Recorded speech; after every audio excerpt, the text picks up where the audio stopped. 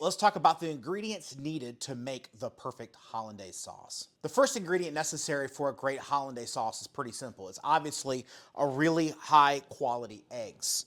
Now, I'm blessed that we've got plenty of eggs right here on our homestead.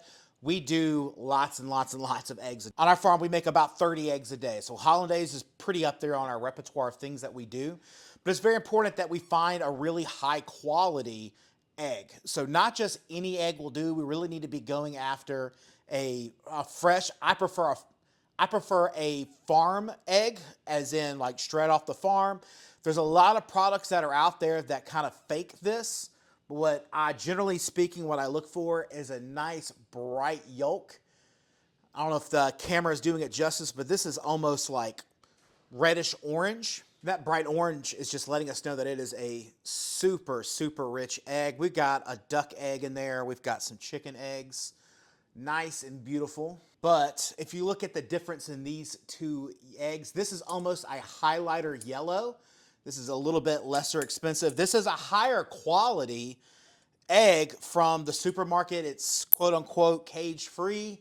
This are the bright orange of those farm raised. Again, I highly recommend farm raised. If you can't get them, that's fine. That's why it's important, I think, to kind of know a neighbor. And again, the higher quality egg that you have, the better off you're going to be. Next is lemon juice. Now, I have worked for many of chefs that actually prefer pre-made lemon juice. I find this an absolute, I find this an absolute sin amongst men, is to be using pre-made lemon juice. Yes, it's convenient. Yes, maybe I get yields and things of that nature. But generally speaking, you don't get the flavor impact with this. This has, to me, it has a very mechanical, almost bitter taste to it, where this is going to be bright and citrusy. And it gives me the option, if I'm really wanting to make my hollandaise really bold flavor in that citrus, that I can zest it and I can get a little extra bang for my buck without making it super overly bitter.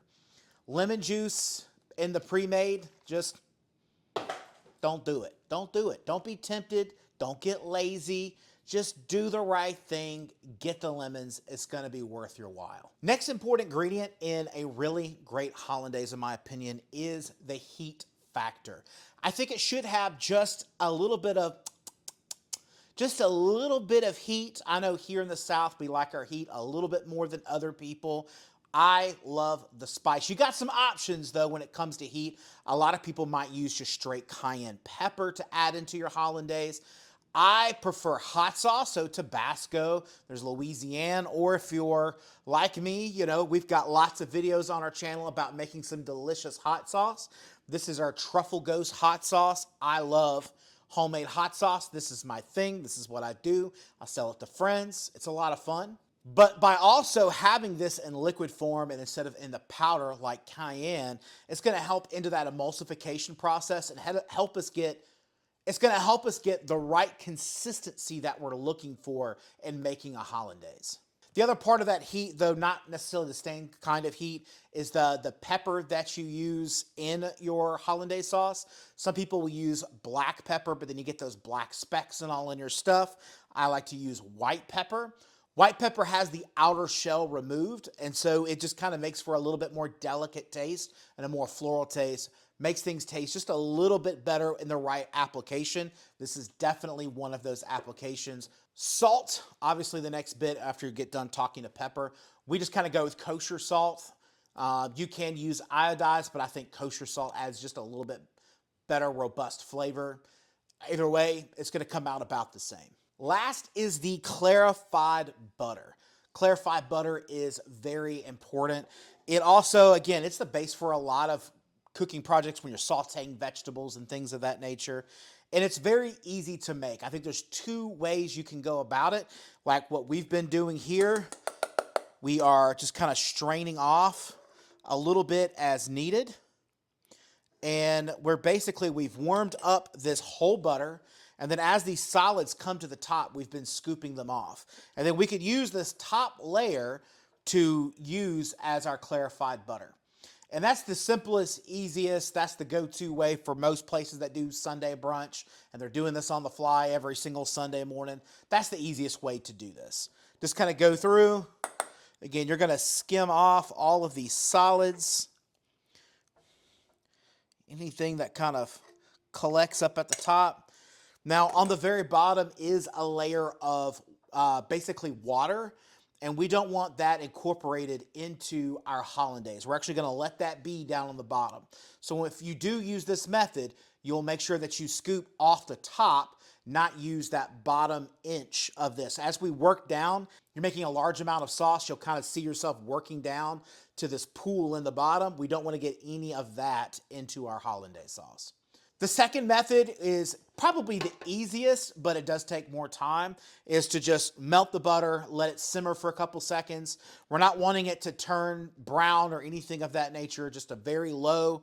And once it all splits off, basically we're gonna pour this into a metal pan, let it rest on the countertop for probably 30, 45 minutes, and then we'll wrap it, put it in the fridge. All of the solids and everything will go to the bottom. All your clarified butter, all the, the good fats and oil, they're going to go to the top. And so the next day, you just kind of come in and scoop off what's solid, and all of the liquids and all of the stuff you don't want stays in the very bottom. You toss it, and you're ready to go.